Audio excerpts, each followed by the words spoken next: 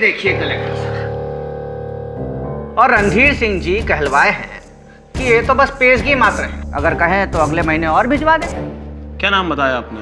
जी रणधीर सिंह जी। नहीं, अपना। जी हमारा नाम फूलचंद जी। फूलचंद जी। जी फूलचंद जी, कल आपके रणधीर सिंह जी क्या कर रहे हैं? फ्री हैं, बिल्कुल फ्री हैं। कहिए तो कल डिनर रखवा देते हैं उनके फार्म हाउस पर, भाभी जी को लेते आइए ना। बस डिनर?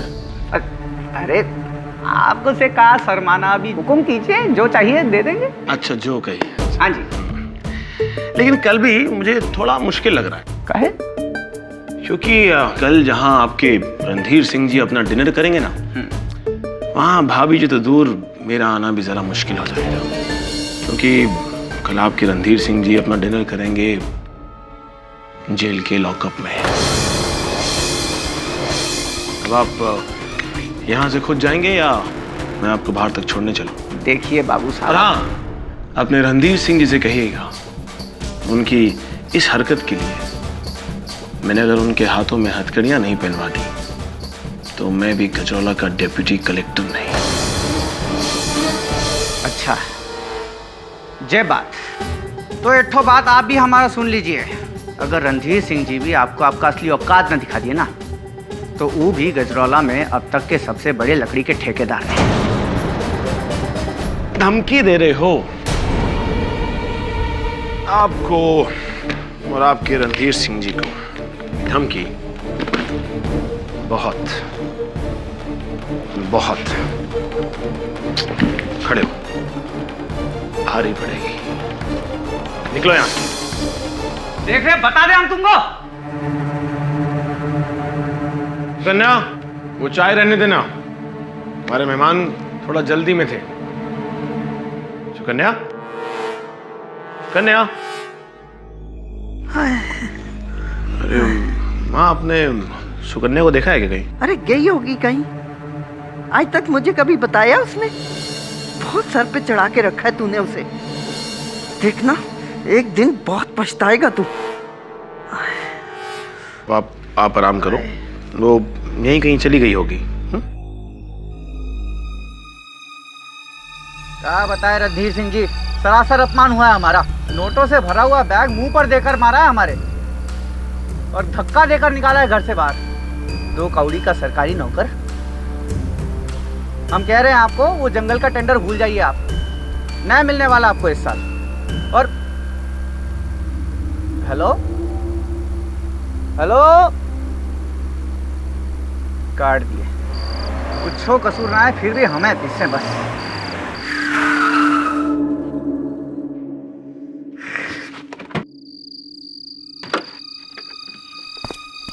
नहीं खराब है आज। वो कलेक्टर, ये पत्थर, क्या क्या और दिखाओगे भगवान।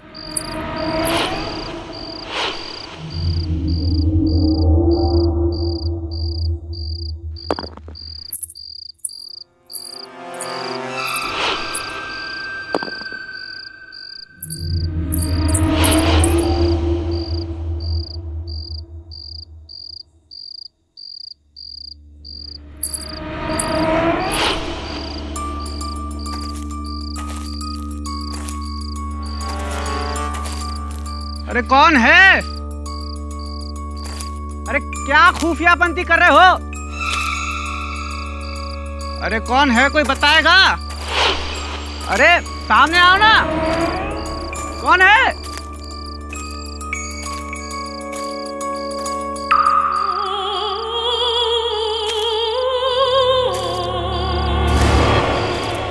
अरे कौन है?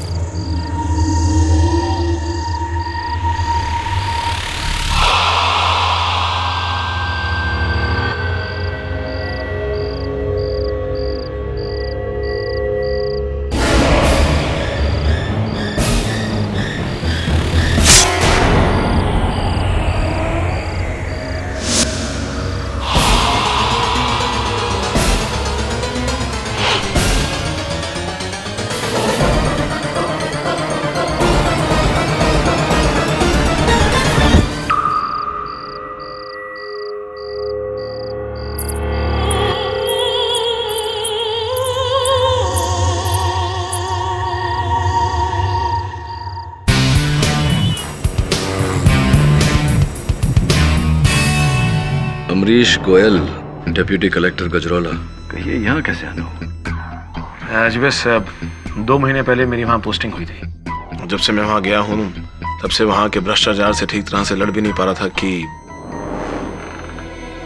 मेरी बीवी सुकन्या, ये गजरौला के सबसे बड़े ठेकेदार रणधीर सिंह के आदमी फूलचंद की हत्या का आरोप लग गया उस पर।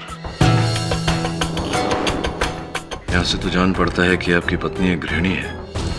हत्या का आरोप, हत्या कैसे की गई है? हथियार क्या था? मिस्टर केडी, ना ही कोई हथियार था और ना ही कोई औजार। हत्या की बजाय नाखूनों के वार बता रहे हैं। नाखून? भला नाखून से कोई किसी की हत्या कैसे कर सकता है? पुलिस का मानना यह है कि सुकन्या के नाखूनों में जहर था और जब वो फूलचंद के खून में मिले तो फूलचंद की मृत्यु हो गई, ऐसा पुलिस बता रही है। नाखूनों में जहर कैसे हो सकता है? आम नाखूनों में जहर नहीं होता, पर क्या शांत क्यों हो गया? बोलिए। मिस्टर केडी, कभी आपने विष कन्याओं के बारे में सुना है या कहीं पढ़ा है?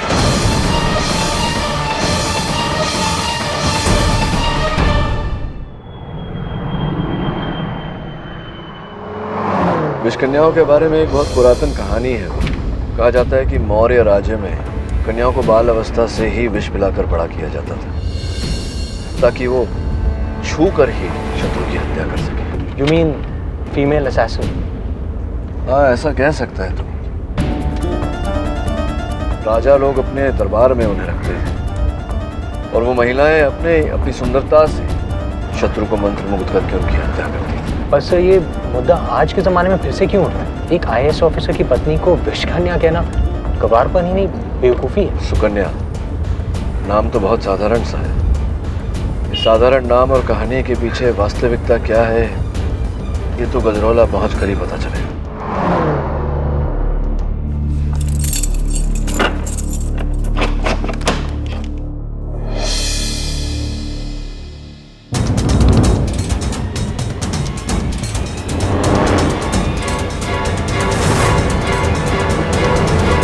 मेरा नाम केडी पाठक है, आपका वकील हूं मैं।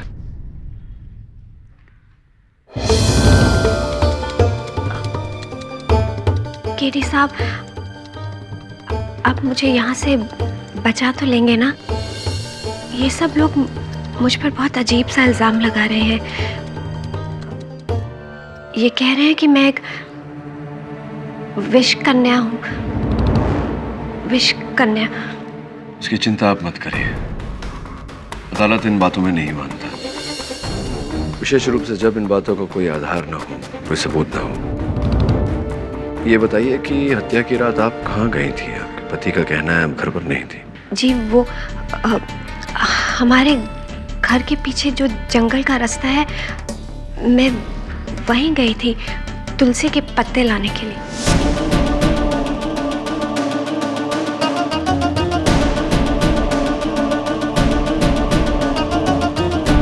तुलसी के पत्ते?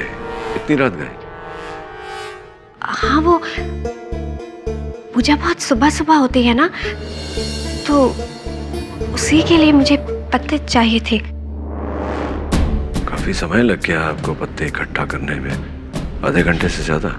हम इस इलाके में नए हैं ना, इसलिए मैं जंगल से रास्ता भटक कर कहीं और ही निकल गई और फिर वापसी का रास्ता पूछते पूछते मुझे देर हो गई। कहीं आपको तो मुझ पर शक नहीं है ना? मैं सिर्फ सत्य जानने आया था आपसे, बाकी देखते हैं अदालत में क्या होता है।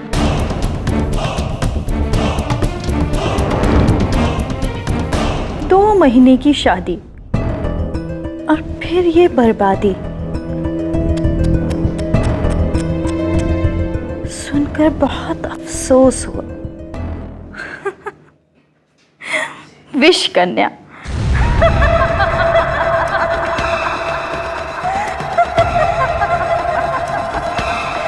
विष कन्या।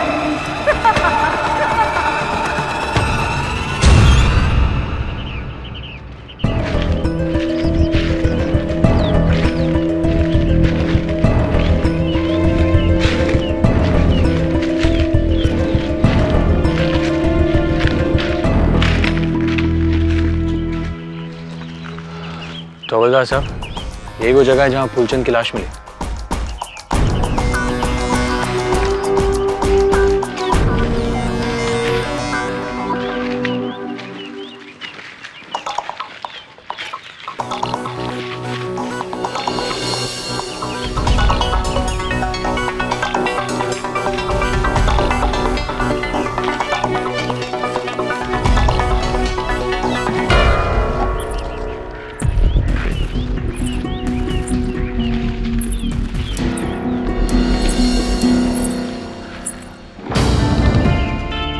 अभी कुछ सुना तुमने? खनकने की आवाज।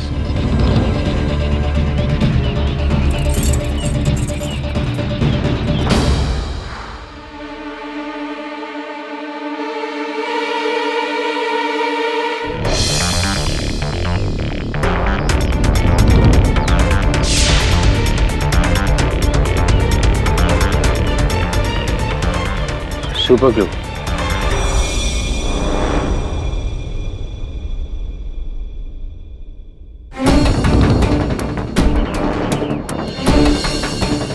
प्रिया थिएटर। यहाँ प्रिया थिएटर है क्या? जिस दिन फूलचंद की मौत हुई उसी शाम का टिकट है। कोई ये फिल्म देखकर यहाँ से गुजरा था। प्रिया थिएटर पास में ही है क्या? हवलदार साहब बोलते बहुत हैं।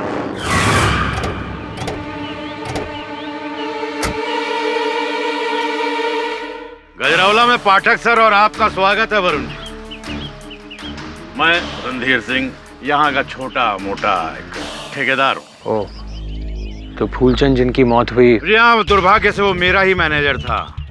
बेमौत मारा गया बेचारा उस विश्व कन्या के चक्कर में।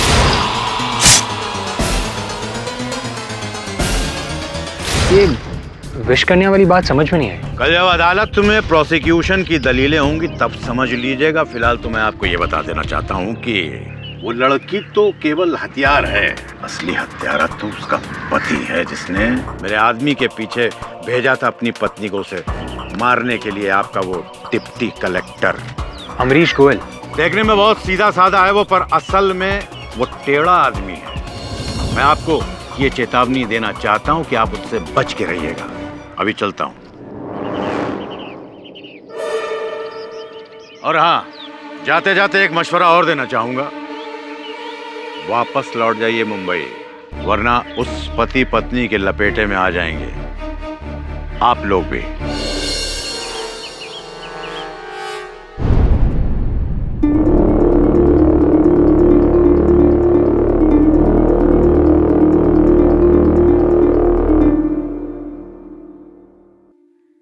जिस दिन तू सुकन्या को ब्याह कर इस घर में लाया था, मैं उसी दिन समझ गई थी कि इस लड़की के कदम बहुत मनहूस हैं।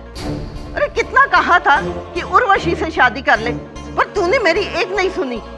ये जानते हुए भी कि उसका अतीत कितना बुरा है, फिर भी तू बहू बना कर ले आया। माँ, आप समझती क्यों नहीं हो? सुकन्या अपने अतीत को पूरी तरह भुला चुकी थी। वो पूरी तरह बदल चुकी थी। अरे वो अतीत को भुला चुकी होती तो ये सब क्या है? लोग उसे विष कन्या क्यों कहते हैं? विष कन्या का मतलब समझता है क्या है? जीती जागती जहर की दुकान। माँ माँ माँ माँ, अब उसे ताने वाना देना बंद करो। मैं जानता हूँ कि सुकन्या पूरी तरह निर्दोष है।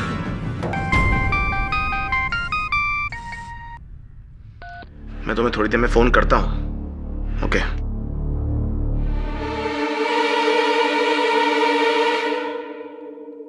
माँ, अब ये वैधई, मेरा मतलब ये सुकन्या के बारे में इस तरह की बातें करना बंद करो। मैं जानती हूँ कि सुकन्या ने तुझ पर जादू किया हुआ है, तभी तू किसी की नहीं सुनता। देखना एक दिन जरूर पछताएगा। रुको। क्यों? ये क्या कर रही हो? ये खांसी की दवा पी रही हूँ। माँ, ये खांसी की दवा नहीं है, ये जहर है माँ। जहर? यहाँ कैसे आया?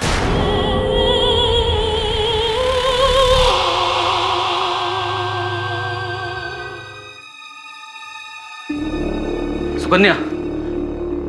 प्रकाश, तुम? सुकन्या, ये सब क्या हो गया? तुमने ये सब?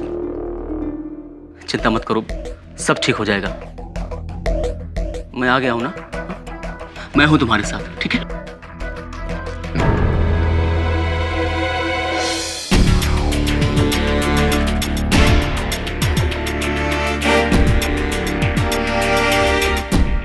अरे मिस्टर केटी पाठक, सॉरी, मैं सिर्फ शिवचरण शुक्ला। नमस्कार शुक्ला जी, आपको तो बहुत बुरी खांसी, कुछ लेते क्यों नहीं? ये तो मामूली है, लेकिन ये केस मामूली नहीं है। अरे दूर रहो उससे, गलती से छू लिया ना तो यहीं खड़े खड़े मर जाओगी। सुना नहीं, विष कन्या है ये।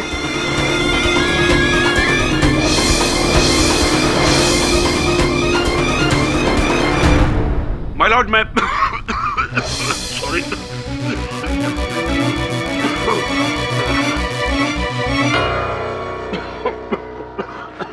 I'm sorry, कमबख्त खांसी। माय लॉर्ड, हम लोग सीधे पॉइंट पर आते हैं। 3 दिसंबर की रात 10:30 बजे कृपालाल फूलचंद जी अपनी गाड़ी में गजराला गांव के जंगलों से गुजर रहे कि अचानक उनकी गाड़ी के सामने एक पत्थर आ गया और वो जैसे ही उस पत्थर को हटाने के लिए अपनी गाड़ी से बाहर निकले तो ये औरत सुकन्या गोयल उन पर टूट पड़ी और उनके हाथ पर अपने नाखूनों से खरोंच मार दी। ये देख।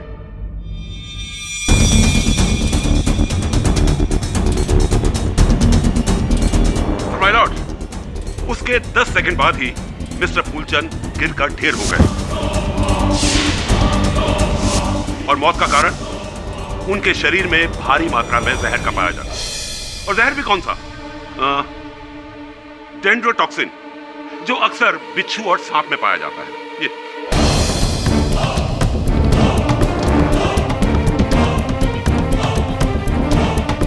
और ये जहर मिस्टर फूलचंद के शरीर में प्रवेश हुआ इन्हीं खरोंचों की वजह से। वो देखिए, जहां वो नीले नीले निशान हैं, इससे यह जाहिर होता है कि इनके नाखूनों में जहर था। और यह बात साबित करती है ये डीएनए रिपोर्ट, जिसमें साफ तौर पे लिखा है कि मिस्टर फूलचंद के हाथों में जो खरोंच थी वो इन्हीं के नाखूनों की दी हुई है। इनके नाखूनों में जहर था 100%। होगा जहर इसके नाखून में, ये विष कन्या है, इसीलिए मारा होगा। ऑर्डर ऑर्डर, बैठ जाइए।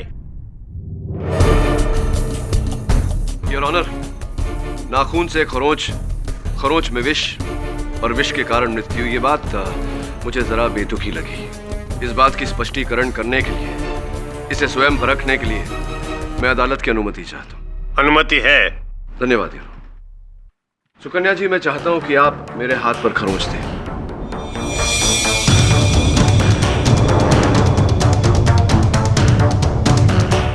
मिस्टर पाठक, क्या कर रहे हो ये? मिस्टर पाठक, आप समझ रहे ना आप क्या करने वाले? पूरी तरह से समझ रहा हूँ शुक्ला जी, और प्रतिपक्ष हूँ, इतना तो विश्वास मुझे अपने मुवक्किल पर होगा ही। योर ऑनर, आप चिंता न करें, चिंता मत करिए, ये करना आवश्यक है। खरोंच दीजिए।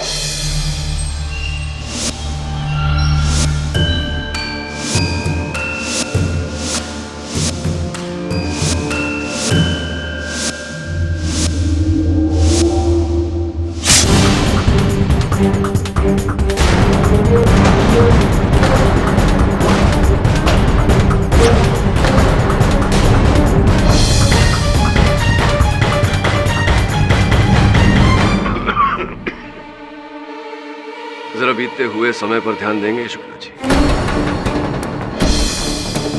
5 सेकंड, 10 सेकंड,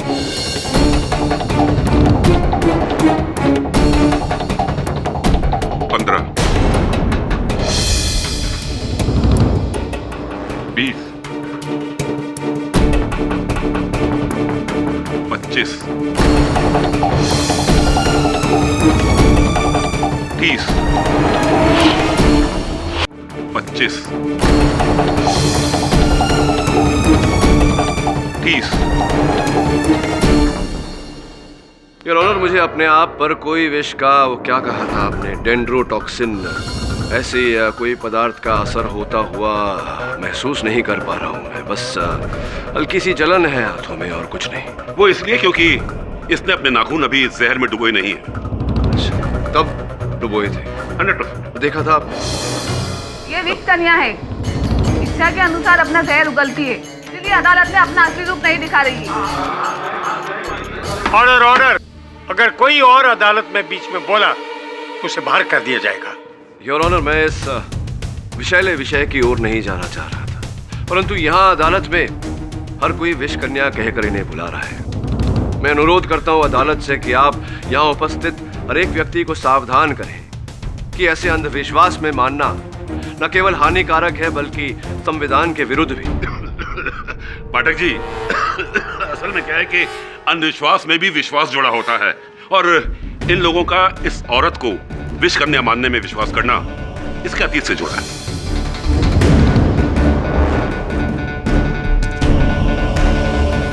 अतीत से आपका अर्थ? ये एक लंबी कहानी है और इसे वही सुना सकता है जिसने इसे करीब से देखा हो। इसीलिए मैं इनके मामा जी को बुलाना चाहता हूँ, श्री बटुकनाथ जी। सुकन्या 6 साल की रही होगी जब इसके माता पिता एक दुर्घटना के शिकार हो गए। तब से मैंने ही इसे पाल पोस के बड़ा किया है, यहाँ से 20 कोस दूर चिरोला गांव में। चिरोला जो सांप और बिच्छू के लिए मशहूर है? हाँ साहब, घना जंगल है वहाँ, आए दिन सांप और बिच्छू के काटने के किस्से। फिर हम सभी गांव वालों ने सांप और बिच्छू के जहर से एक घूंटी बनाई जो अपने बच्चों को दिया करते थे, ताकि उनपे किसी भी सांप और बिच्छू का काटने का कोई असर ना हो। हमने बचपन से ही सुकन्या को घूंटी पिलाई, और फिर साहब वही जहर जो दवा के रूप में सुकन्या को दिया जा रहा था, धीरे धीरे उसका शरीर उस जहर का आदी बन गया।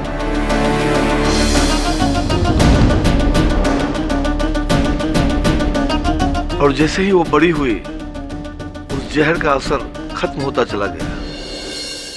मुझे याद है एक दिन जब वो कॉलेज से लौट रही थी तो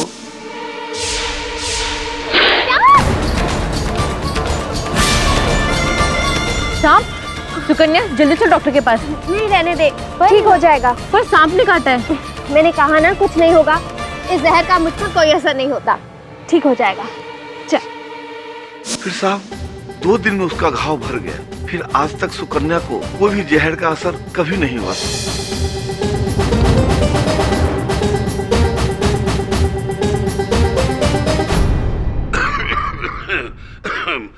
माय लॉर्ड, इस बात को साबित करने के लिए मैं अदालत से दरख्वास्त करूंगा कि एक बिच्छू मंगवाया जाए जो इन्हें डंक मारेगा। शुक्ला जी, मुझे लगता है कि आप पर भी किसी प्रकार के विष का प्रभाव पड़ रहा है। विचित्र बातें क्यों कर रहे हैं? तो पाठक जी, फिर इस बात को कैसे साबित करेंगे कि इन पर विष का कोई असर नहीं होता? नहीं, लेकिन इसे साबित करने की आवश्यकता क्या है शुक्ला जी? योर ऑनर, सुकन्या जी की ये अवस्था कोई नई बात नहीं है। विज्ञान में इसे मिथ्रिदिज्म कहते हैं, जहाँ व्यक्ति नियमित रूप से नियमित समय पर नियमित मात्रा में विष का स्वयं सेवन करता है ताकि बाहरी विष का उसके शरीर पर प्रभाव न पड़े। जू और वाइल्ड लाइफ सैंक्चुरीज में शुक्ला जी अक्सर वहाँ के कर्मचारी इस विधि का प्रयोग करते हैं। मिस्टर शुक्ला, आप हमें और उस बिच्छू को दोनों को बख्श दें। मैं ये सब कुछ अदालत में नहीं होने दूंगा। बटुकनाथ जी, आप मुझे कृपया बताइए कि सुकन्या जी की के अतीत की इस अवस्था का फूलचंद जी के हत्या से उनकी मृत्यु से संबंध क्या है? आप समझ नहीं रहो साहब कि सालों साल इसके शरीर में जहर जाने से इसकी सोच भी जहरीली हो गई, और फिर ये गलत लोगों के संगत में रहने लगी। ये मैं क्या सुन रहा हूँ सुकन्या? अरे तू दलवी भाई के साथ काम करती है, पता है तुझे कितना बड़ा गुंडा है वो। ओहो मामा जी, आप तो बेकार में ही परेशान हो रहे हैं। मैं उनके यहाँ सब हिसाब किताब ही तो देखती हूँ, और इसके लिए मुझे पैसे भी तो अच्छे मिल जाते हैं, और फिर उनके वहाँ काम करने से मुझे कोई परेशान भी नहीं करता। पागल हो गई है तू। तुझे पता है कि वो पैसे के लिए दूसरे की जान भी लेता है, और तू उसके साथ काम करेगी? मामा जी आप भी ना। 2 सालों तक सुकन्या दलवी के गिरोह के संगत में रही और उसके इशारे पे चलने लगी।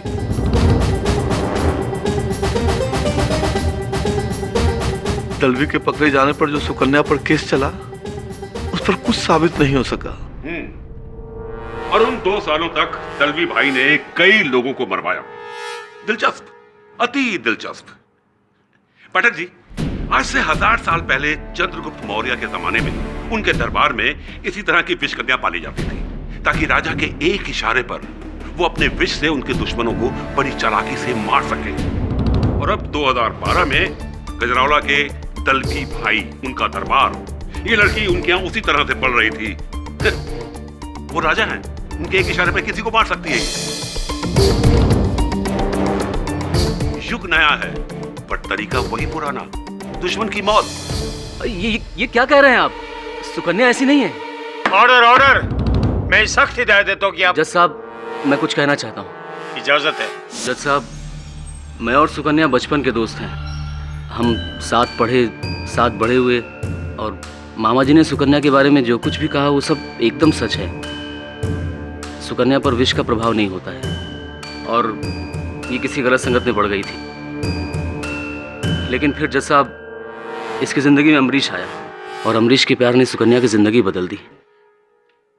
जी जज साहब, प्रकाश बिल्कुल सही कह रहा है।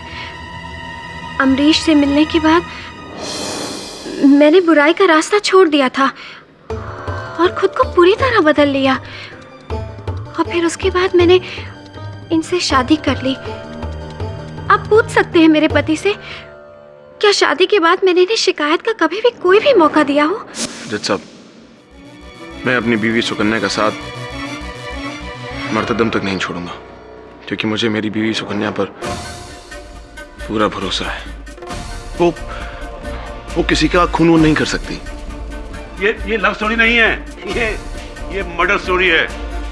वैसे इस मर्डर का कारण शायद लव ही है, क्योंकि तुम्हारी पत्नी ने एक ऐसे आदमी को मारा है जिसने तुम्हें धमकी दी थी, और इनके नाखूनों के निशान उसके शरीर पर। शुक्ला जी, आपके नाखून इस समय कहाँ है?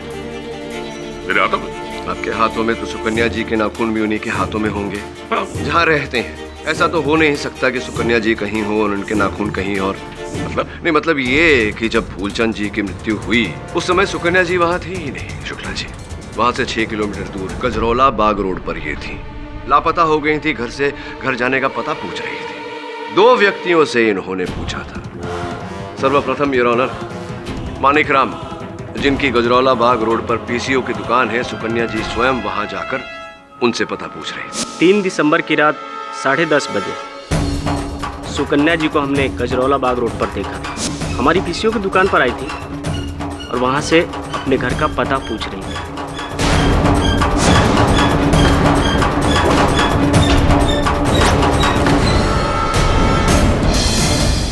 उसके बाद योर ऑनर, कुछ ही दूर आगे बढ़ने के बाद इन्होंने एक रिक्शा वाले बबलू पांडे से अपने घर का पता पूछा। हाँ साहब, चौराहे पे मिली थी ये उस रात हमें। तब हम अपने ऑटो में सो रहे थे। भाई साहब, ये फुले रोड कितनी दूर है? पास ही में है, 2 मिनट की दूरी पर। आप कहे तो छोड़ दो रिक्शा में, मीटर से दे देना। नहीं नहीं, मैं चली जाऊंगी, धन्यवाद। जिस वक्त हमने उसे रास्ता दिखाया था उस वक्त तब तकरीबन रात के 10:40 हो रहे थे। धन्यवाद बबलू जी। योर ऑनर, मानिक राम और बबलू पांडे के कथन से यह स्पष्ट होता है कि जिस समय फूलचंद जी की हत्या हुई, सुकन्या जी वहां थी नहीं, गजरौला बाग रोड पर थी, वहां से 6 किलोमीटर दूरी। तो फिर इनके नाखूनों के निशान फूलचंद के शरीर पर कैसे पाए गए? सॉरी, ये डीएनए रिपोर्ट है मिस्टर पाठक, कोई मजाक नहीं है। शुक्ला जी, अगर आपके सबूत में दम है तो मेरे साक्ष्यों को भी नकारा नहीं जा सकता। हाँ, लेकिन एक लड़की एक समय पर 2 जगह कैसे हो सकती है? उचित प्रश्न है और इस प्रश्न का उत्तर ढूंढा जाएगा। किंतु योर ऑनर, जब तक इस प्रश्न का उत्तर ढूंढा जा रहा है, मैं अदालत से निवेदन करता हूं कि मेरे मुवक्किल को हिरासत में ना रखते हुए जामीन पर छोड़ा जाए। माना कि पुलिस के पास मिसेस सुकन्या गोयल के खिलाफ काफी गहरे सबूत हैं, मगर केडी पाठक के दोनों गवाहों की बातों को भी नजरअंदाज नहीं किया जा सकता। इसलिए ये अदालत मिसेस सुकन्या गोयल को 10,500 के एवज जमानत देती है। लेकिन तब तक आप गजरौला छोड़कर कहीं नहीं जा सकती। जी sir. The court is adjourned for today.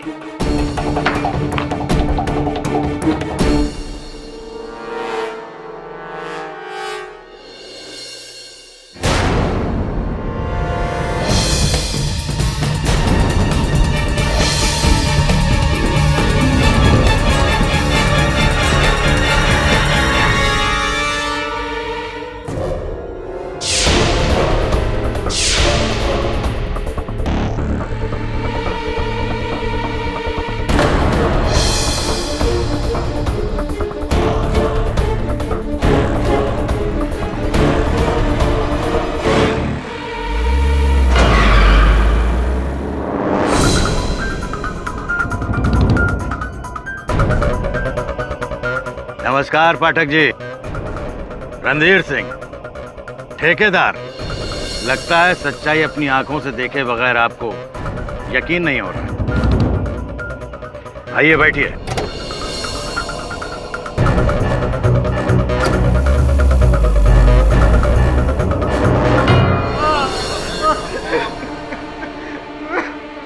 बता।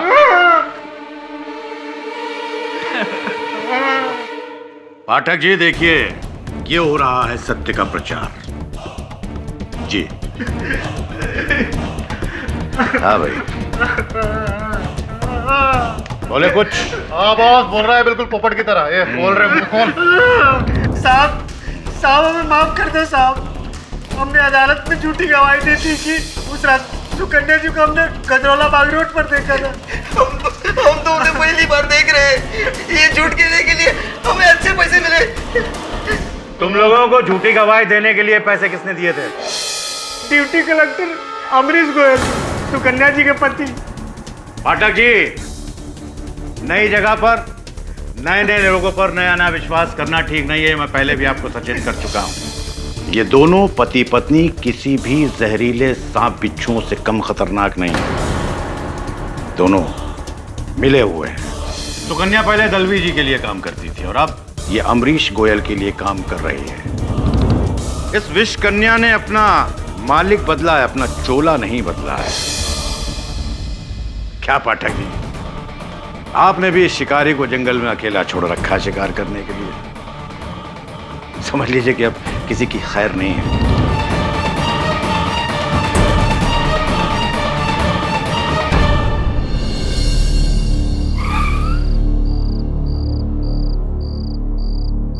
तुम जाओ।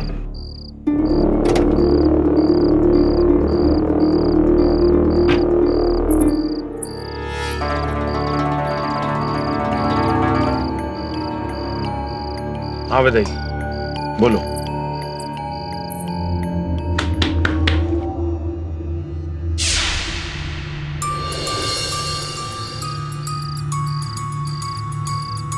सुकन्या, बेटा तू इतनी रात को? क्या मैं अंदर आ सकती हूँ मामा जी? सर, इतना बड़ा धोखा। अगर उसे नकली गवाही खरीदनी थी तो फिर उसने आपको क्यों बुलाया?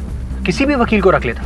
रणधीर सिंह सही है सर। ये अमरीश जितना जमीन के बाहर है उतना ही जमीन के अंदर। शायद तू ठीक कह रहा है, लेकिन यही बात मैं अमरीश के मुंह से सुनना चाहता हूँ।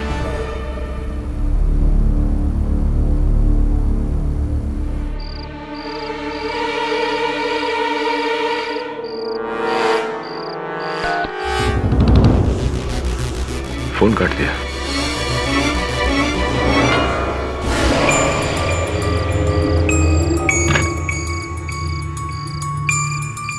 काम हुआ?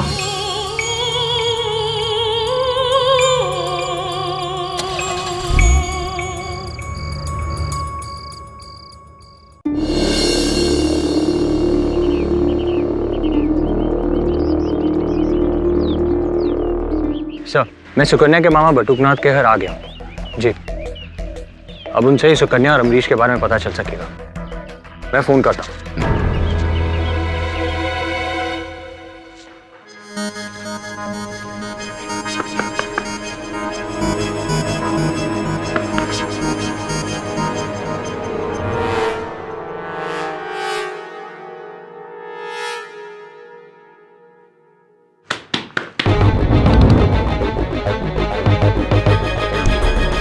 बटुकनाथ जी,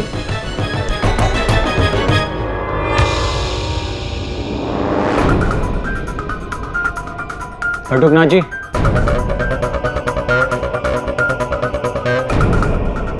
बटुकनाथ जी,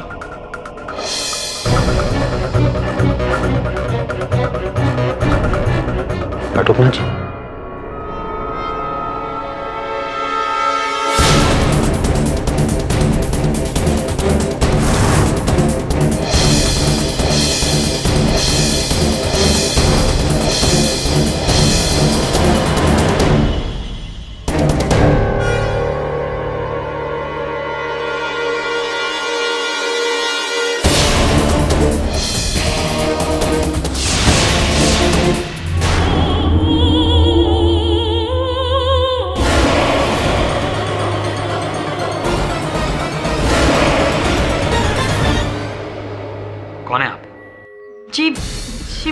मैं वैदेही, अमरीश की दोस्त।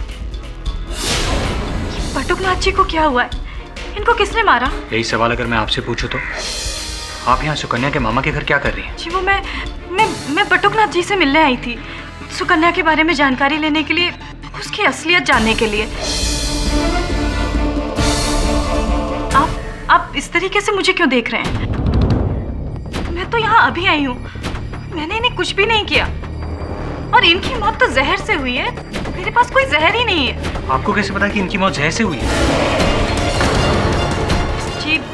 जी वो बस मैंने ऐसे ही सोचा कि सुकन्या ने ही जान ली है अपने मामा की, क्योंकि इन्होंने कोर्ट में उसके खिलाफ गवाही दी थी और इसलिए सुकन्या ने अपने विष से उनकी जान ले ली। What nonsense! यही सच है। आपको पता है कल रात सुकन्या इनसे यहाँ मिलने आई। किस लिए? बदला लेने के लिए। आप लोगों को ये क्यों नहीं समझ में आता कि आपके मिस्टर पाठक ने एक विष कन्या का केस अपने हाथ में लिया है? मिस्टर पाठक अगर सुकन्या को बेल नहीं दिलाते तो आज ये आदमी यहाँ जिंदा होता। आप चाहे तो अमरीश से पूछ सकते हैं, वो खुद सुकन्या को यहाँ लेकर आया था।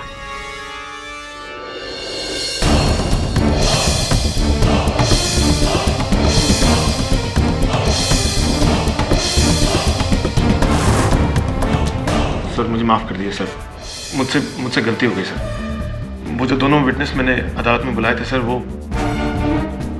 दोनों विटनेस झूठे थे सर। झूठ और फरेब की अपेक्षा मुझे अपने प्रतिद्वंदियों से होती है।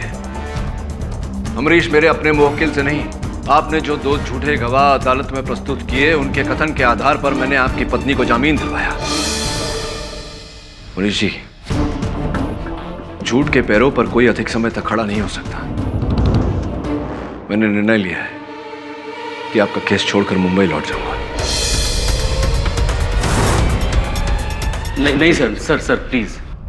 अमरीश ने अपनी जिंदगी में कभी कोई बुरा काम नहीं किया है, ना कभी रिश्वत ली, ना कभी घूस दिया सर। इसीलिए तो रणधीर से दुश्मन बन गया है इसका।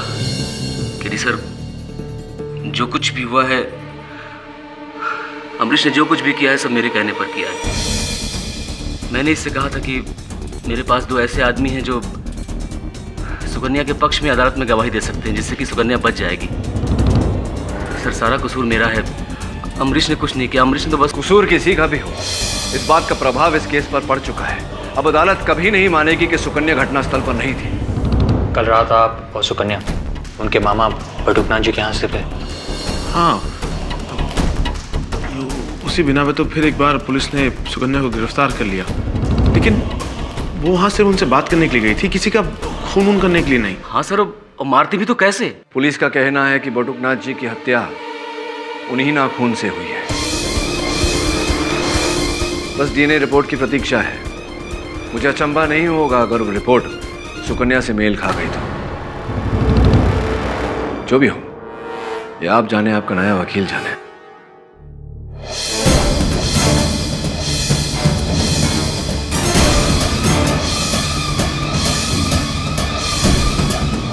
झुमका सर, झुमका तो उसी झुमके का जोड़ीदार है जो मुझे बटुकनाथ जी के घर पर मिला था। ये सुकन्या जी का झुमका है? नहीं सर, ये सुकन्या का नहीं, बल्कि ये तो मेरी माँ का झुमका है। पर ये झुमका बटुकनाथ जी के यहाँ क्या कर रहा था? प्रश्न ये नहीं है कि ये झुमका बटुकनाथ जी के यहाँ कैसे पहुंचा, प्रश्न ये है कि आपकी माता जी वहाँ क्या कर रही। माता जी, आप कल बटुकनाथ जी के घर गई थी? नहीं बेटा। आप भी झूठ बोल रही हैं। लगता है मुझे कुछ समय तक और यहां रहकर इस केस से जुड़े रहना पड़ेगा। Mister Pathak ji, all the best. धन्यवाद। आपकी पहचान? वैदेही, अमरीश की दोस्त। अच्छा, वही जिनकी भेंट मेरे सहायक वरुण से हुई थी, बटुकनाथ जी के घर। जी हाँ, एक्चुअली उसी सिलसिले में मुझे आपसे बात करनी थी, बेहद जरूरी बात। वार्तालाप तो मुझे भी आपसे करनी है, करते हैं ना अदालत में, आइए। मिस्टर केडी पाठक जो कह रहे हैं वो सच है मिलोन। पिछली बार अदालत में मैंने जो दोनों गवाह बुलवाए थे, मानिक राम पीसीओ वाला और बबलू रिक्शा वाला, वो दोनों के दोनों गवाह झूठे थे। मैंने उन्हें कुछ पैसे वैसे देकर झूठी गवाही दिलवा दी थी। सच बात तो यह है मिलॉर्ड कि उस रात गजरौला रोड पर मेरी बीवी सुकन्या को किसी ने देखा ही नहीं। मिस्टर अमरीश, आप एक जिम्मेदार सरकारी ऑफिसर होकर इस तरह की धोखाधड़ी कर रहे हैं। I am really sorry milord. इसकी जो भी सजा आप देना चाहें। सजा तो आपको मिलेगी मिस्टर अमरीश, लेकिन आपको उतनी नहीं जितनी आपकी पत्नी सुकन्या को। माय लॉर्ड, इन्होंने अदालत में झूठे गवाह पेश करके अपनी पत्नी को बेल पर छुड़वाया। उसके बाद इन दोनों पति पत्नी ने क्या किया? ये दोनों इनके मामा बटुकलाल के गांव गए, उनके घर गए। वहां जाके इन्होंने फिर विष कन्या का रूप धारण कर लिया। ऑब्जेक्शन योर ऑनर, विष कन्या जैसा कुछ होता ही नहीं। एक मिनट। ये तो फिर क्यों बटुकनाथ के शरीर पर भी सुकन्या के नाखूनों के निशान मिले? क्यों इनके खरोच मिले वहां पर, जिनमें वही जहर भरा था? वो जहर जो सांप और बिच्छू में पाया जाता है माय लॉर्ड। ये किसी साधारण औरत की बात नहीं है, ये किसी आम स्त्री की कहानी नहीं है। ये 100% विष कन्या की बात है, उसी का हमला है। मिस्टर शुक्ला, आप ये क्या कह रहे हैं? विष कन्या? ये अदालत इन बातों पर कतई भरोसा नहीं करती। लेकिन भारतीय सभ्यता को तो मानती है, इतिहास को तो मानती है। ये इसमें साफ लिखा है कि साल 340 बीसी में चंद्रगुप्त मौर्य के राज्य में गुरु चाणक्य ने कुछ ऐसी विष कन्याओं को तैयार किया था जो राजाओं के दुश्मनों से बदला ले सके। उनकी खासियत थी उनके जहरीले पंजे, ऐसे पंजे जो फौरन किसी दुश्मन का नाश कर देते थे।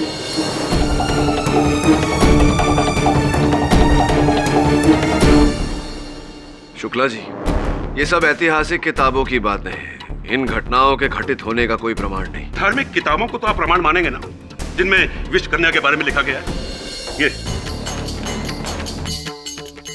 ये कल की पुराण, इसमें सिर्फ विष कन्या के बारे में लिखा ही नहीं गया, बल्कि गंधर्व चित्रग्रीवा की पत्नी, जो कि खुद एक विष कन्या थी, जिसका नाम सुलोचना था, उसके बारे में विस्तार से लिखा है कि कैसे वो अपनी नजरों से सामने वाले को मार देती थी। नजरों से my lord, I contact. Shukla ji, मेरे मानने या ना मानने से कुछ नहीं होता। कुल मिला के बात यह है कि भारत का संविधान विष कन्या, टायन, नागिन इत्यादि इत्यादि इन बातों में नहीं मानता। क्या अभी आप कहेंगे कि ये प्रमाण काफी नहीं है? योर ऑनर, कुछ समय पहले मैंने एक केस लड़ा था जिस पर मेरी मुवक्किल एक महिला पर नागिन होने का आरोप लगाया गया था। मैंने ये प्रमाणित किया था कि वो नागिन नहीं, ये भी प्रमाणित किया था कि किसी महिला का नागिन होने का कोई अस्तित्व नहीं, कोई प्रमाण नहीं। लेकिन विष कन्या 100% है। बट आप ही बताइए कि एक औरत के नाखूनों में वो जहर कहां से आया जिसने बटुकनाथ को मौत दी? दुर्भाग्यवश इस समय आपके इस प्रश्न का मेरे पास कोई उत्तर नहीं, किंतु कुछ प्रश्न हैं जिनके द्वारा मैं आपके इस प्रश्न के उत्तर तक पहुंच सकता हूं। हाँ, 100% पूछिए। नहीं, आपसे नहीं, मेरी अगली गवाह से मिस वैदेही को कटघरे में बुलाने की अनुमति चाहता हूँ। वैदेही जी, मेरे सहयोगी ने आपको वहां बटुकनाथ जी के घर पर देखा था। क्या कर रही थी आप? जी, मैं बटुकनाथ जी से सुकन्या के बारे में पूछताछ करने गई थी कि क्या वो वाकई में एक विष कन्या है या नहीं।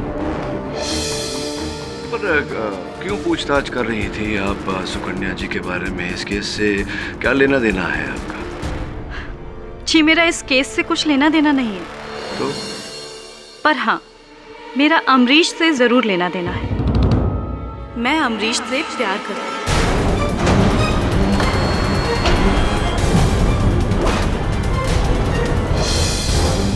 और चाहती हूँ कि सुकन्या की सच्चाई जितनी जल्द से जल्द दुनिया वालों के सामने आ जाए, उतना ही अच्छा अमरीश के लिए होगा और मेरे लिए।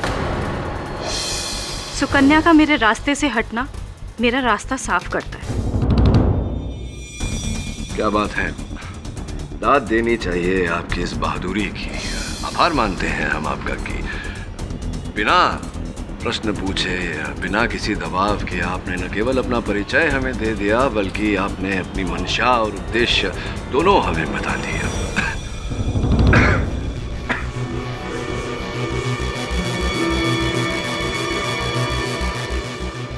क्षमा आपसे, लेकिन आपको लगता नहीं वैदेही जी कि ये जो आपने सत्य बोला है ये आपके विरुद्ध जा सकता है? क्यों?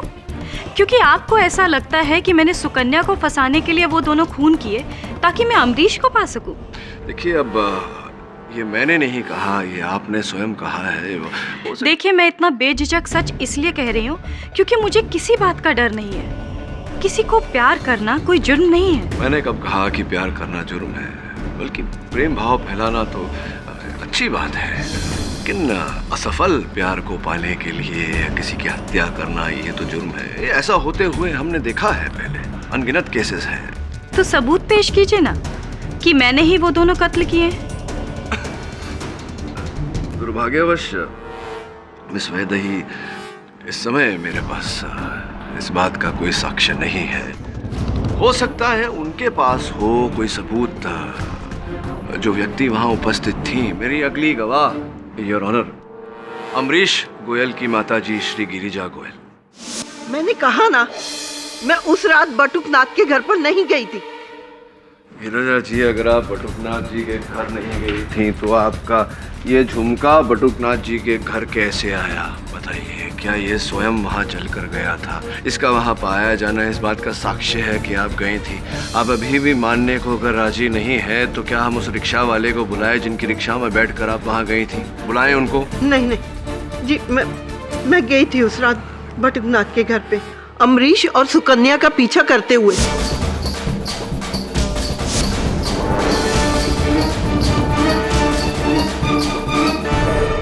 गई क्यों थी? आपके वहां जाने का उद्देश्य क्या था, बताइए। क्योंकि मुझे लगता था कि मेरी बहू सुकन्या मुझसे कोई राज छुपा रही है, इसलिए मैं उसकी और उसके मामा की बातें सुनने वहां चली गई। पर मैंने तो सुना ही नहीं, वो देखा जो देखकर आज तक मेरी रूह कांपती है।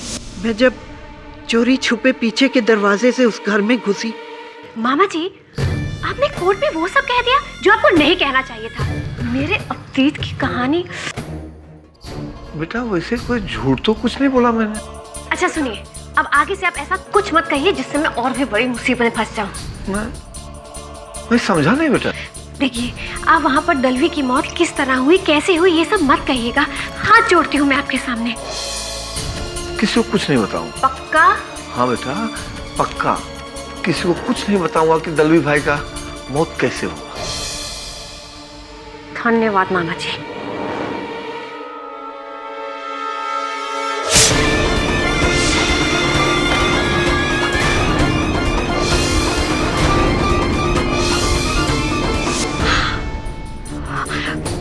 माँ जी, ये आप क्या कह रही हैं? मैंने अपने मामा जी को मार डाला। मैं एक विश कन्या हूँ। प्लीज माँ जी, मैं आपके सामने हाथ जोड़ती हूँ। आप ये झूठा आरोप मुझ पर क्यों लगा रही हैं? वाह वाह, अब तो घर का भेदी ही लंका ढाने लगा।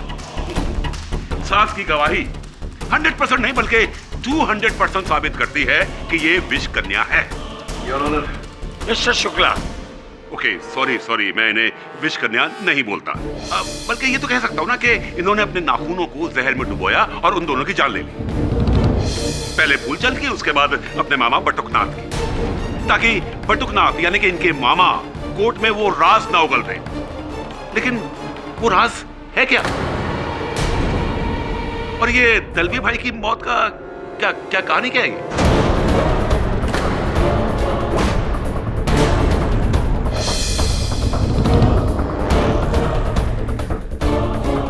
सुकन्या, अदालत को बताइए सच क्या है। दलवी भाई की मृत्यु का ये कौन सा राज है जो आप केवल अपने मामा तक सीमित रखना चाहती थी? वो जी सर, वो दलवी भाई की मौत मामा जी के फार्म हाउस पर हुई थी 6 महीने पहले। लेकिन बहुत कम लोग जानते हैं कि उनकी मौत जहर की वजह से हुई थी। वो दरअसल उन्हें एक सांप ने पैर पर काट लिया था। सांप ने नहीं, तुमने मारा उन्हें। नहीं, मैंने उन्हें नहीं मारा। मैं जानती थी कि अगर ये बात अदालत में खुलेगी तो आप सब लोग यही मानेंगे कि मैंने ही दलवी भाई का खून किया है। मैं एक विश कन्या थी और आज भी एक विश कन्या हूँ। इसीलिए, सिर्फ इसीलिए मैंने मामा जी के सामने हाथ जोड़कर उनसे विनती की थी कि वो अदालत में इस बारे में किसी को कुछ ना कहे। लेकिन सच्चाई तो ये है कि ना मैंने दलवी भाई को मारा है और ना ही फूलचंद जी को। तो फिर तुम्हारे नाखूनों पर उनके खरोंचों के निशान कैसे हैं? कैसे? बोलो कैसे?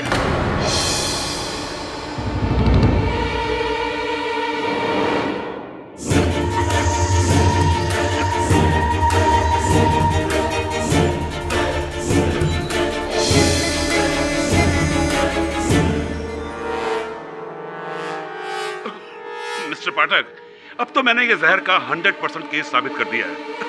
आप पता नहीं किस अमृत की तलाश में हैं।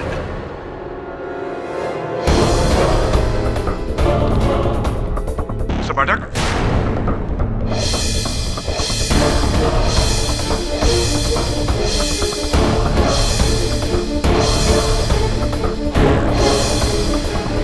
हेलो।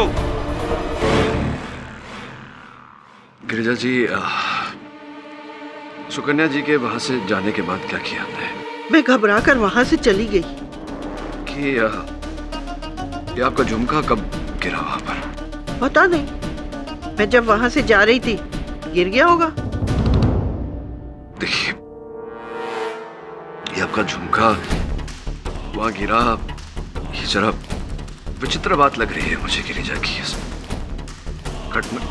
घटना स्थल पर ऐसे अचानक आपके झुमके का पाया जाना, आपके कान से ही गिरा, आपको पता ही नहीं चला। आप कहना क्या चाहते हैं? मिस्टर पाठक, अरे उन्होंने एक आदमी को अपने सामने मरते हुए देखा है। अब ऐसे में उन्हें सुध-बुध कहाँ रही होगी? अब भागते हुए वहां से उनका झुमका गिरा या हार गिरा, क्या फर्क पड़ता है? बात ये नहीं।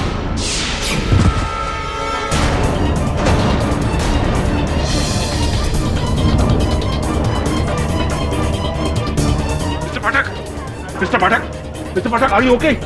Mister Pathak, are you okay mister Pathak?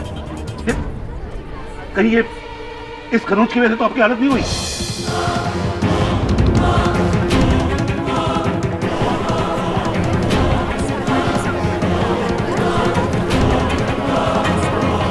Are you okay?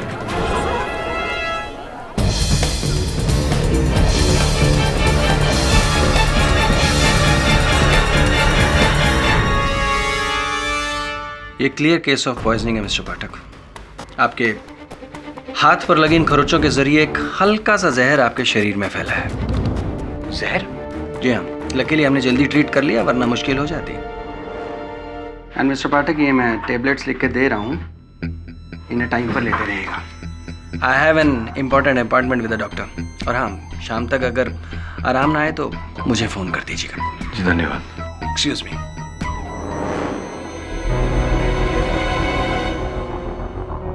सब क्या भी वही सोच रहे हैं जो मैं सोच रहा हूँ? ये तो तेरी सोच पे निर्भर करता है कि तू क्या सोच रहा है। क्या सोच रहे तू? भरी अदालत में आपके साथ पर सुकन्या ने खरोच मारी और आज उसी खरोच में से जहर का असर। तो तेरे कहने का तात्पर्य है कि सुकन्या विष कन्या है? नहीं सब, विष कन्या नहीं, पर क्या? अदालत में आते आते कितने लोगों से हाथ मिलाया मैंने। हो सकता है उनमें से किसी ने जहर लगा दिया हो। और वो लड़की का नाम क्या है? वैदेही।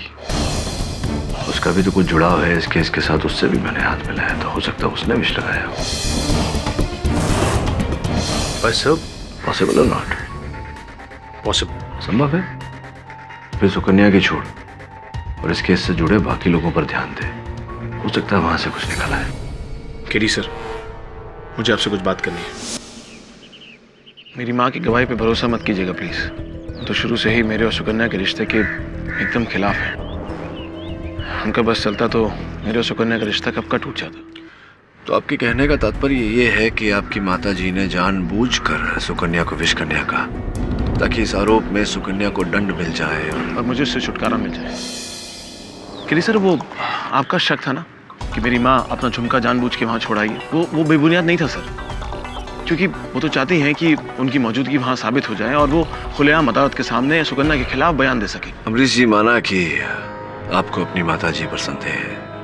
आपकी माताजी सुकन्या को आपसे दूर करने का प्रयत्न कर रही थी, लेकिन कैसे?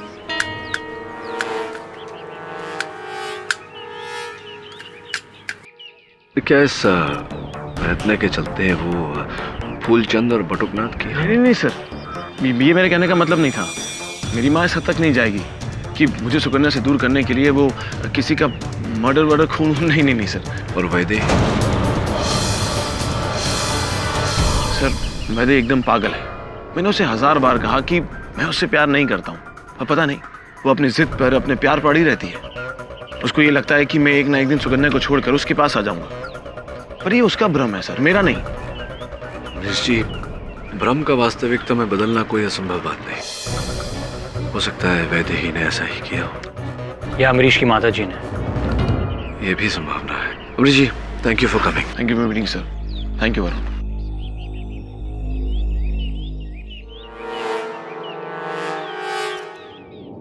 अरे नमस्कार कलेक्टर साहब। अरे आइए, आज हमारी गाड़ी में आ जाइए। आपको घर भी छोड़ देंगे और रास्ते में कुछ बातें भी कर लेंगे।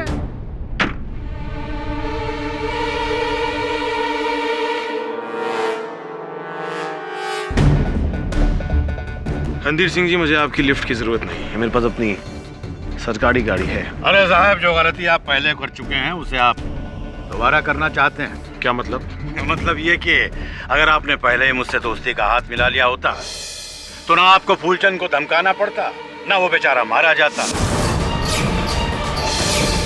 और ना ही भाभी जी को जेल जाना पड़ता। मुझे तो ऐसा लगता है जैसे आपने ही फूलचंद का खून किया है, और फिर मेरी बीवी सुकन्या को फंसाकर आप मुझे बर्बाद करना चाहते हैं। अरे कैसी बातें करते हैं साहब, हम तो आपके शुभचिंतक हैं। और फिर अगर हम आपको बर्बाद करेंगे तो फिर आपको आबाद भी तो कर सकते हैं। बस एक बार आप इस साल के सारे लकड़ी के ठेके हमको दिलवा दो साहब। केडी पाठक क्या चीज है? अपनी पहुंच से हम भाभी जी को 2 दिन के भीतर जेल से बाहर ले आएंगे। रणधीर सिंह, तुम और तुम्हारी ये घटिया सोच दोनों भाड़ में जाओ। अरे क्या हुआ कलेक्टर साहब, भाभी जी को आजाद नहीं कराना चाहते? कुछ चक्कर तो नहीं चल रहा है? ओ कलेक्टर बाबू, बहुत ही कंफ्यूजिंग केस है सर। हम चाहे किसी पर भी उंगली उठाएं, सारी उंगलियां सुकन्या की तरफ ही इशारा करती हैं। उंगलियां नहीं, नाखून वरुण। इस केस में सर्वोच्च प्रश्न ये है कि अगर सुकन्या निर्दोष है तो उसके नाखून दोषी क्यों है?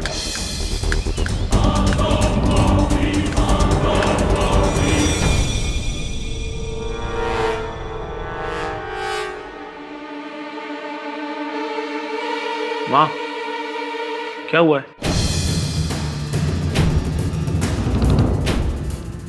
माँ, क्या हुआ, क्या है? बेटा, बालों के तेल के लिए बहू की अलमारी खोली, देख वो क्या है।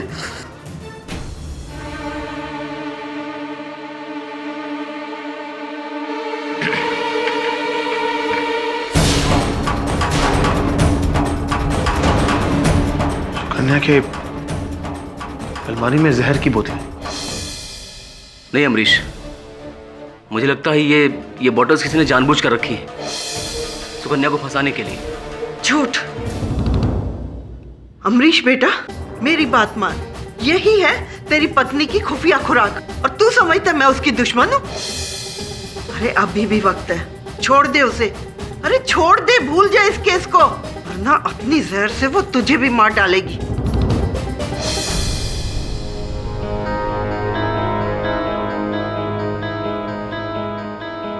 ये बॉटल्स आपने यहाँ पहले कभी नहीं देखी?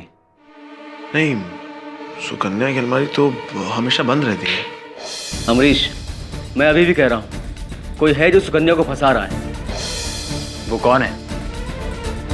ये तो तब पता चलेगा जब इन बॉटल्स की फिंगरप्रिंट जांच होगी। माय लॉर्ड, इसमें उंगलियों के नहीं बल्कि नाखूनों के निशान है। वही डीएनए टेस्ट सुकन्या का।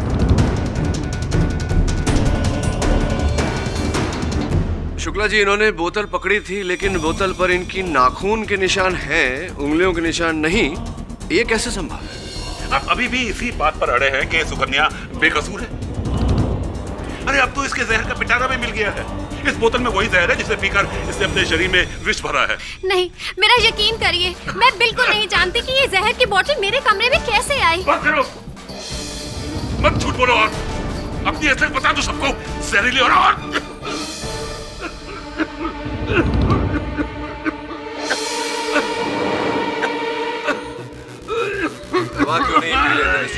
एक मिनट मिस्टर पाठक, मुझे किसी के सहारे की जरूरत नहीं है, बल्कि आपको केस के सहारे की जरूरत है।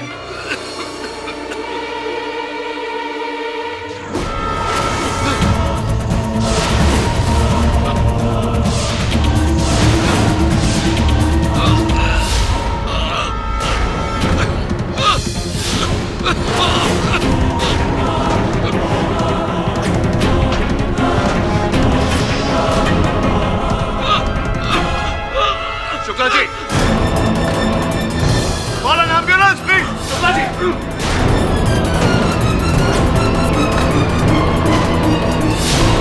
Shukla ji, are you okay?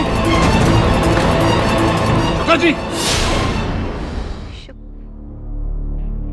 Luckily is out of danger now. थोड़ी देर और हो गई होती तो मिस्टर शुक्ला को गहरी पॉइजनिंग हो जाती, उनकी जान जा सकती थी। डॉक्टर साहब, ये जहर जो था। जी हाँ, वही डेंट्रोटॉक्सिन जो किसी ने प्रोसिक्यूटर शुक्ला की खांसी की दवा में मिलाया था। मिलाया नहीं, छुआ। हाँ केडी साहब, याद है आपको पिछली अदालत में शुक्ला जी के हाथ से उनकी खांसी की दवाई की बोतल छूट गई थी और जाकर गिरी थी सुकन्या के पैरों के पास। फिर सुकन्या ने उस बोतल को उठाकर शुक्ला जी को वापस कर दिया था। बस वहीं उस विषकन्या ने अपना काम दिखा दिया। महज उसके छूने भर से उस बोतल में भरी हुई दवा को उसने जहर बना दिया। ये आप क्या कह रहे हैं रणधीर सिंह जी? वही जो सच है, पर अफसोस आप लोगों की आंखों पर तो आधुनिकता का काला चश्मा चढ़ा हुआ है, जो ना इतिहास देखता है और ना पुराण। गौर कीजिए केडी साहब, सबसे पहले फूलचंद के लाश पर सुकन्या के नाखूनों के निशान पाए जाते हैं और फिर उसके बाद बटुकनाथ जी की लाश पर भी वही नाखूनों के निशान मिलते हैं और फिर आपके हाथों पर सुकन्या के बनाए हुए नाखूनों के खरोंचों में जहर का फैलना। और अब ये सब जमाने से सुनते चले आ रहे हैं कि कानून अंधा होता है, पर इतना अंधा होता है आज हमने अपनी आंखों से देख लिया है। ठीक है, मैं चलता हूं।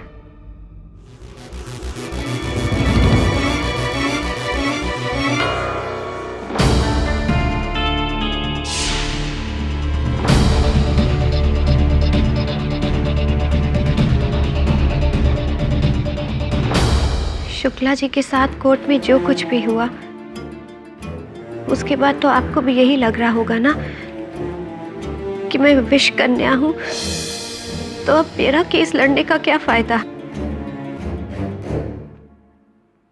सुकन्या जी, झूठ नहीं बोलूंगा आपसे। आपका ये केस मेरे हाथ से छूटता जा रहा है। अब आपके पास कोई अंतिम गवाह, कोई सबूत, कोई उपाय, कोई तरीका हो इस केस को जीतने का तो बताइए। हाँ, बस एक उपाय है। बताइए। अगर मैं एक विष कन्या हूं तो मुझ पर कितनी भी मात्रा का जहर कोई भी असर नहीं करेगा। बिच्छू या फिर सांप का काटा हुआ जहर तो बहुत कम होता है। आप मुझ पर एक मेहरबानी करिए, मुझे जहर से भरी हुई शीशी लाकर दे दीजिए। अगर उसे पीने के बाद भी मैं जिंदा रहूं तो फिर हाँ, मेरे शरीर में खून नहीं जहर दौड़ रहा है, फिर हूं मैं विष कन्या। और अगर ये विष पीकर आपकी मृत्यु हो गई तो? प्लीज केडी सर, आप मुझ पर एक आखिरी एहसान कर दीजिए। मुझे जहर से भरी हुई शीशी लाकर दे दीजिए और फिर उसे पीकर मुझे मर जाने दीजिए। मेरी मौत ही मेरी बेगुनाही का सबूत बन सकती है। अद्भुत बात है सुकन्या जी, मांगा भी तो क्या।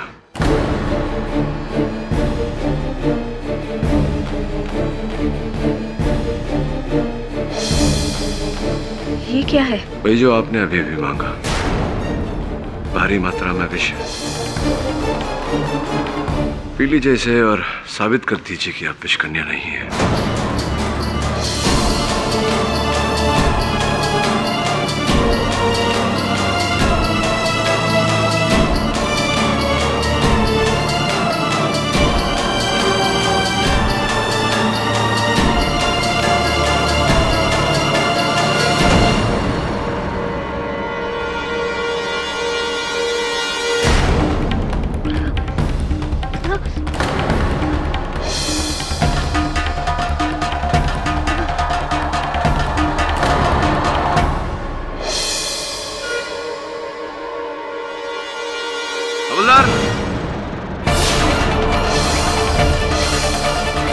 क्या हुआ इन्हें? हेलो, उठो। क्या हुआ तुम्हें? हेलो, उठो।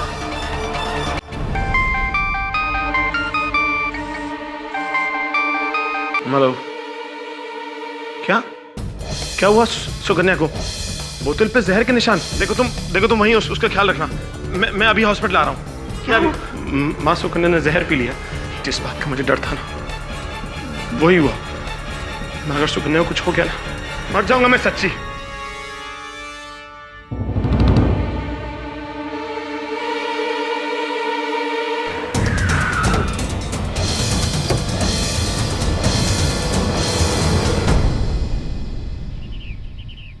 ये आप अलंकरण कर रहे हैं झाड़ियों का? जी साहब, मैं समझा नहीं साहब। नहीं मतलब कटन कर रहे हैं ना? नहीं समझा साहब। अरे भाई, काट रहे हो, छांट रहे हो ना झाड़ियों को। ओह हाँ, ऐसे बोले ना साहब। हाँ साहब, काट रहे हैं। हाँ, तो इसके जो कटे हुए अंश हैं वहाँ नीचे जमा क्यों कर रहे हैं? साहब, ये जो कटे हुए पत्ते हैं ना, इसको सुखाकर खाद बनाते साहब, इसीलिए। अच्छा, तो अर्थात किसी वस्तु को काट दी जाए, उसको फिर से उपयोग में लाया जा सकता है। हाँ साहब। धन्यवाद कर्नल महोदय। सब किससे बातें कर रहा था? अमरीश का फोन आया सर। सुकन्या जेल में बेहोश हो गई है। तो उसकी चिंता मत कर, कल तक होश आ जाएगा उसे, उसकी आंखें खुल जाएंगी और बाकी सबकी भी। समय कुछ समझा नहीं। समझना तो पड़ेगा, पर कल इस केस की सुनवाई और हमारे पास केवल आज की रात है इस विषैले विषय को सुलझाने के लिए। माय लॉर्ड, आप भले ही मुझे अंधविश्वासी कहें, पर मेरे लिए ये औरत एक विष कन्या ही है। इसके छूने से मेरे खांसी की दवाई की बोतल में जहर भर गया। वो तो मेरे कुछ कर्म अच्छे हैं जो मैं बच गया, वरना अगर इसका बस चलता तो मैं 100% लुढ़क जाता।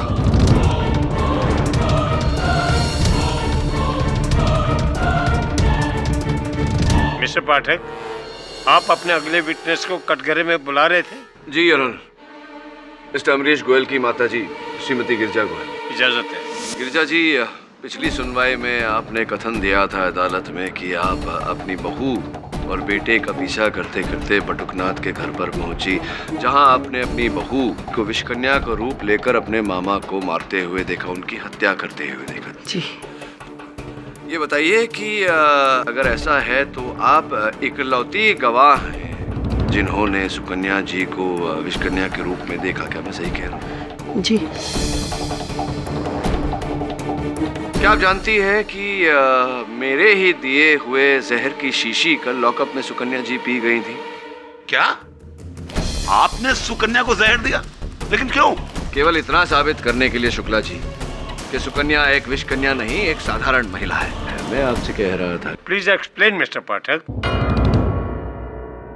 योर ऑनर, वास्तव में जो शीशी मैंने सुकन्या जी को पीने दी थी उसमें डेंड्रोटॉक्सिन या अन्य कोई विष नहीं था, सामान्य बेहोशी की दवा थी जिसे पीकर ये कुछ घंटों तक बेहोश हो जाती। आपकी इस अजीब हरकत की वजह? क्षमा चाहता हूँ योर ऑनर, विचित्र परिस्थितियों में विचित्र मार्ग अपनाने पड़ते हैं उन परिस्थितियों से बाहर निकलने के। जैसा कि इन पर आरोप लगाया गया है कि ये विषकन्या है, तो डेंड्रोटॉक्सिन या अन्य कोई विष अगर भारी मात्रा में भी इन्हें दी जाए, अगर ये पी लें तो उसका कोई असर नहीं होना चाहिए इन पर। किंतु जरा सी सामान्य सी बेहोशी की दवा इन पर इतना बुरा असर कर गई, इसका अर्थ ये होता है योर ऑनर कि इनका शरीर किसी सामान्य व्यक्ति की तरह ही है, ये विषकन्या नहीं है।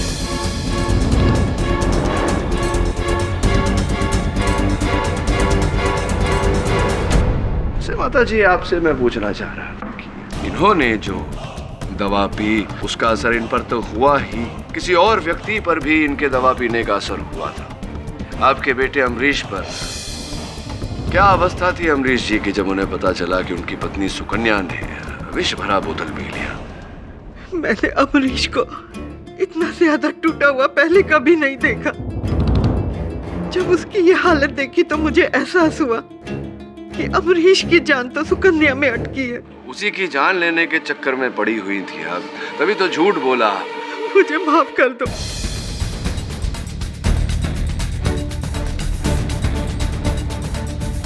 मैंने झूठ कहा था। हाँ, मैं गई थी बटुकनाथ के घर पर सुकन्या का पीछा करते हुए, पर मैंने उसे उनका खून करते हुए नहीं देखा।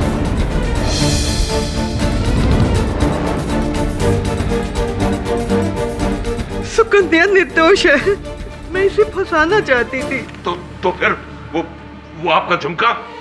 हाँ, मैं जानबूझकर वहां छोड़ के आई थी ताकि आप लोग मुझ तक पहुंचे और फिर मैं अदालत में अपनी बहू सुकन्या के खिलाफ बयान दे सकूं। मुझे माफ कर दो बेटी, माफ कर दो। आपके मानने या ना मानने से कुछ नहीं होता। हमारे पास इस बात के सबूत है कि सुकन्या के नाखूनों ने ही फूलचंद और बटुकनाथ की जान ली है। आपकी बात और आपके सबूत दोनों सच्चे हैं शुक्ला जी। सुकन्या जी के नाखून ने ही ये जाने ली है, किंतु उन नाखून से लगी उंगलियां किसी और की थी। नाखून सुकन्या के, उंगलियां किसी और की, कैसे? योर ऑनर, अक्सर हमने देखा है औरतें अपने नाखून लंबे कर लेती हैं, फिर उन्हें जड़ से काट देती हैं, वो नाखून डस्टबिन में फेंक देती हैं। उन नाखूनों का अलग अलग तरह से प्रयोग किया जाता है। मैं समझाता हूँ यार, मैं विस्तार में समझाता हूँ। सुकन्या जी, क्या आप बताएंगी अदालत को कि कितने समय से आप किस आयु से इतने लंबे नाखून रख रही हैं? जी, शुरू से ही। और क्या अक्सर प्राय ही आप अपने नाखून पूरे के पूरे काट देती हैं? नहीं, बस हल्का सा मैनिक्योर करती हूँ। जरा सोच कर बताइए, पिछली बार कब आपने अपने ये लंबे लंबे नाखून पूरे जड़ से काटे थे?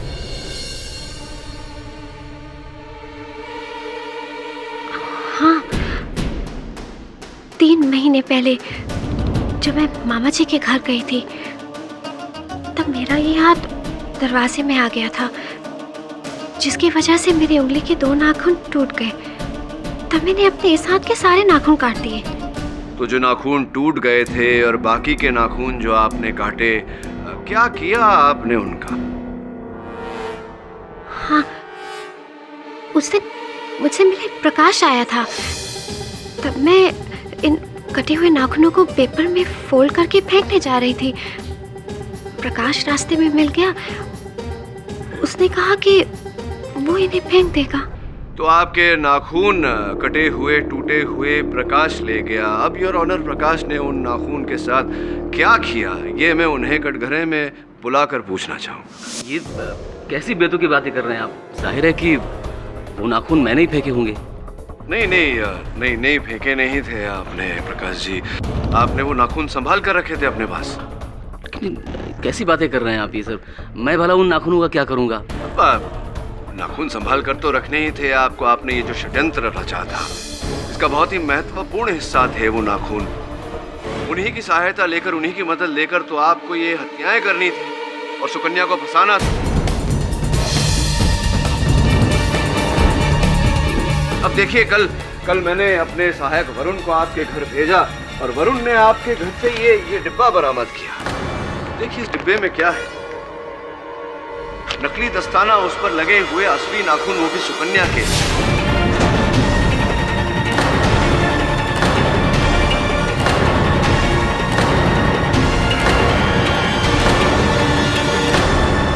ये ना कहना कि ये नाखून सुकन्या के नहीं, क्योंकि हमने इनका डीएनए मैच करवाया है प्रकाश जी, और ये मैच हो चुके हैं सुकन्या के साथ। ये बताइए कि ये नकली दस्ताने जिस पर असली नाखून लगे हैं सुकन्या के, ये आपके घर में क्या कर रहे थे?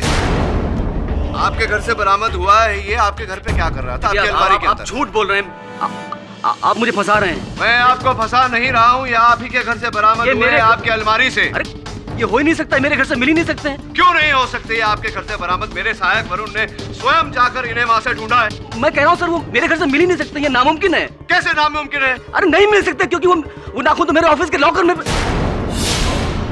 ऑफिस के लॉकर में थे?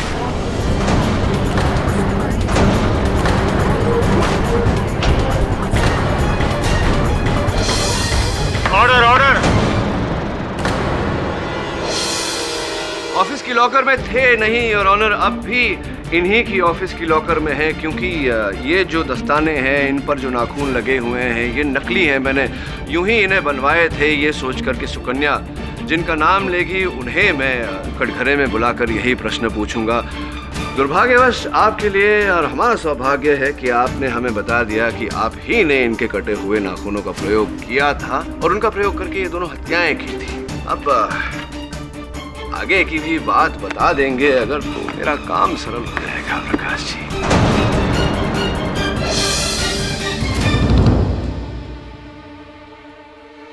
सुकन्या को मैं बचपन से ही प्यार करता था, मन ही मन, लेकिन सुकन्या ने कभी मुझे नहीं चाहा। उसने कभी नहीं समझा मेरे प्यार को। अरे समझना तो दूर, कभी पहचाना तक नहीं उसने कि मैं उससे कितना प्यार करता हूँ। और उसके बाद उसने अमरीश के साथ शादी कर ली। मेरा दिल टूट गया। उसके बाद सुकन्या के लिए जितना प्यार था मेरे दिल में, सब नफरत में बदल गया। और मैंने सोच लिया कि ऐसा सबक सिखाऊंगा इसे, ऐसा सबक सिखाऊंगा कि लोग मिसाल दे इस बात की। और उसके बाद जब मुझे इसके कटे हुए नाखून मिले तो केडी साहब, मैंने सुकन्या और विश के संबंध को लेकर एक कहानी बनाने की सोची। सुकन्या ने मुझे बताया था कि फूलचंद और अमरीश के बीच में तनाव चल रहा है। बस इसी बात का फायदा उठाया मैंने, और उस रात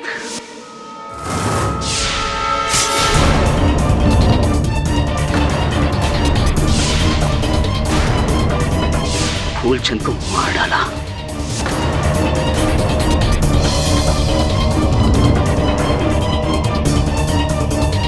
और उसके बाद 2 झूठे गवाहों की बिना पर सुकन्या को बेल दिलवाकर, सबके जाने के बाद मैंने तुम्हारे मामा को खत्म कर दिया।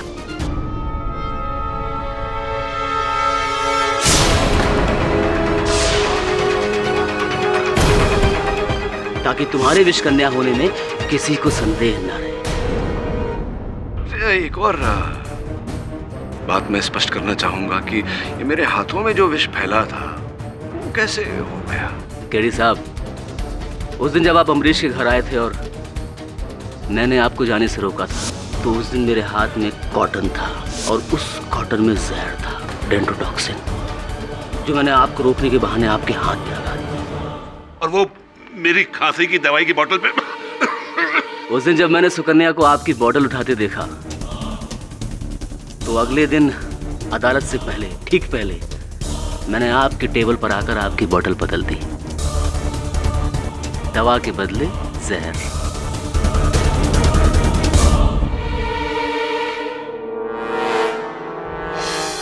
ये सब कुछ मेरी वजह से हुआ है। सबका गुनहगार मैं हूं जज साहब।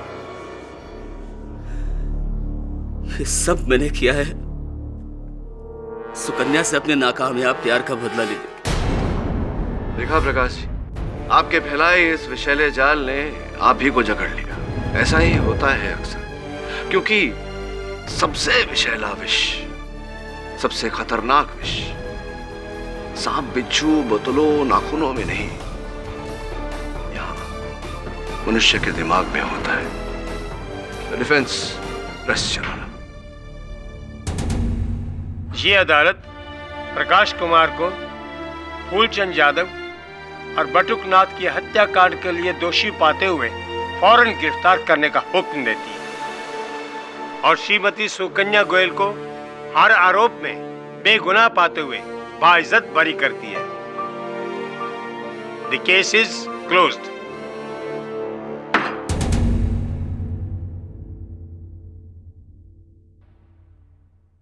आ गया जाओ तुम। कांग्रेचुलेशन, आप ये केस जीत गए। मुझे तो लगा था कि आप ये केस हार जाए। सॉरी, एक मिनट। अरे जहर होगा उसमें। नहीं, मजाक कर रहा हूँ जी।